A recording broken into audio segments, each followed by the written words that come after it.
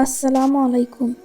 যে ব্যক্তি ইস্তেগফারকে লাজিম করে নিবে, আল্লাহ তাআলা তাকে যে কোনো সমস্যা থেকে বের হওয়ার পথ দেখিয়ে দিবেন এবং দুঃখ কষ্ট পেরেশানি থেকে তাকে নাজাত দিয়ে দিবেন।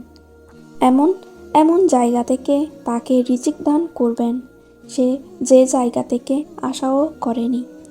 আমরা আজকাল রিজিক নিয়ে চিন্তিত। যাদের সন্তান নেই তারা সন্তান নিয়ে চিন্তিত। যাদের বিয়ে হয়ে গেছে তারাও পারিবারিক সমস্যা নিয়ে চিন্তিত।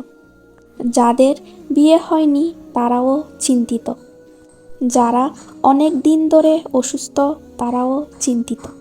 আমাদের উচিত এসবের জন্য বেশি বেশি করে ইস্তেগফার করা। আমাদের গুনাহের জন্য আমরা বেশি বিপদে পড়ি। আমরা আদমজাত, গুনাহের পুতুল। আমাদের দ্বারা তো গুনাহ হয়ে যায়। আমরা তো ইবলিশ হতে চাই না, আমরা আদম হতে চাই। গুনাহ হয়ে গেলে তওবা করতে চাই, আল্লাহ তাআলার দিকে ফিরে যেতে চাই।